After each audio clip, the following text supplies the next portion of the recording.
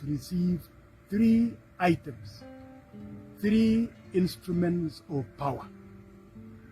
And they are: 1, the Constitution. The Constitution signifies that we are a country that rules by law. So he is given the supreme law, which is the Constitution. And is handed over to him by the outgoing president. The outgoing president will also hand over to him the sword. The sword is a sign of leadership. It's a sign of authority. It is the seat of the presidency. And the sword is being given tomorrow has been in use for the last 50 years. The first president, Mzee Jomo Kenyatta, was the first one to receive, and it has been handed over time. Tomorrow, it is being handed over by President Uhuru to President-elect William Ruto. Then the third item, which he will be saying, I am the commander-in-chief. To signify that, there will be a 21-can salute.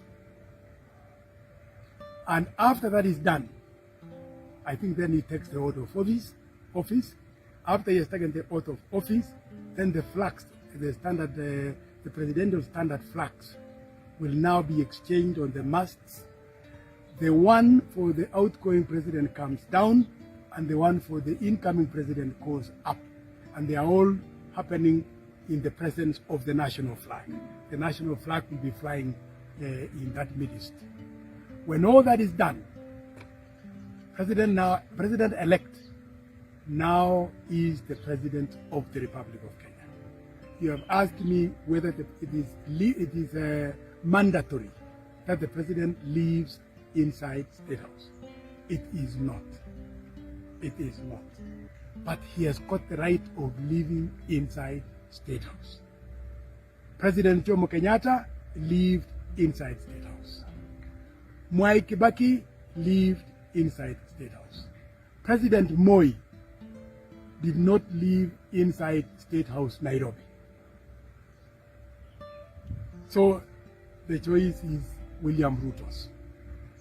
If he so decides to live inside State House, it is his choice. If he so decides to live in his house, it is his choice. But when he goes to live in his house, the government will have to pay rent for that house. The government will have to provide 24/7 security in that house. Complete. He has got to provide that. And he can also organize, the government can also organize for him to have a small office within that house, so that he can be meeting people who may want to pay him courtesy in his residence. So that can happen. I am a coffee! You have asked me about the do's and the don'ts in State House. They are contained in Public Order Act. They are contained in the Civil Service Code of Regulations.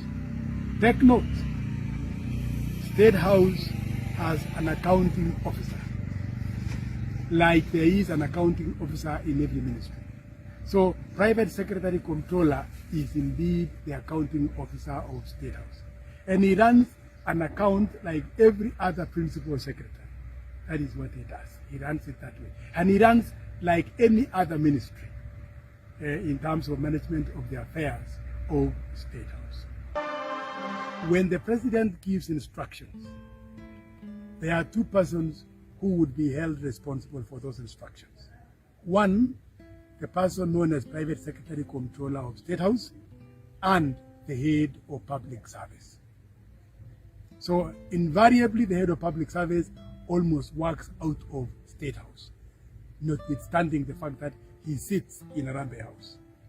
But he receives instructions to tell this minister, to tell that PS, to tell all that stuff. That is the man who is coordinating instructions from the president. Those instructions can also be relayed to the head of the civil service by the Private Secretary Comptroller. Right? If the Private Secretary Comptroller tells the minister something, it's incumbent upon that Private Secretary Comptroller to also tell the head of Public Service.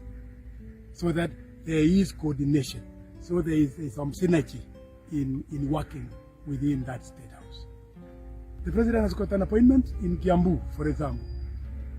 So you have got to ask yourself, where are we going in Kiambu? Are we ready in Kiambu? Who is receiving us in Kiambu? What is the function in Kiambu? Does it require written speech? Does it require verbal, just open address?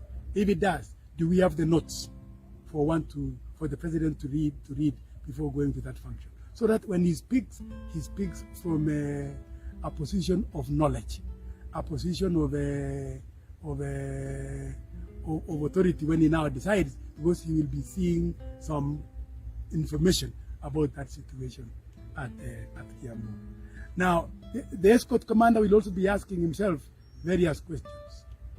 Where are we going through? Which route are we going through? Where are we likely to have problems? So he has got to have all those in mind.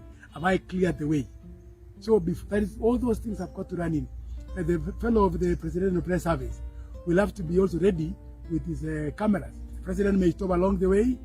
There's a person who is sick, and the President may want to stop and assist that person.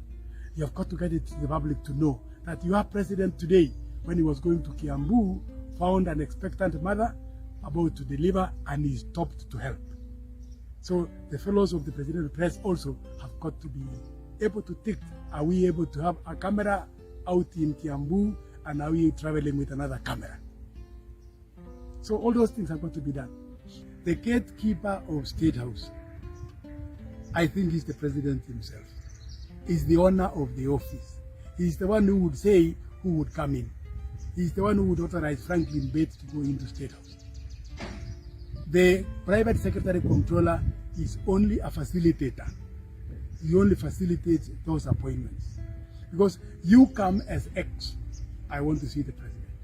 He says yes, and he notes down, and he goes to the President. X would wish to see you. The President may ask you, what does he want? He's not asking in a bad way, because he may tell you, can you ask him to go and see so-and-so, Minister so-and-so, or private or governor of Central Bank, or name it, whatever that person wanted. So he's asking, not in bad faith, not in a way to deny to see you, but in a way of a delegation and reducing the clutter in his office. So that is what he may do.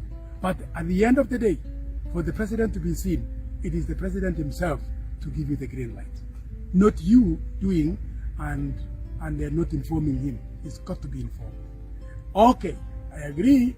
The Comptroller of State House will be blamed for blocking people from seeing the President. I agreed as myself to take the blame. But at the end of the day, I know what has gone on between me and the President on that person who is now complaining. And that is why the President also has got to stand up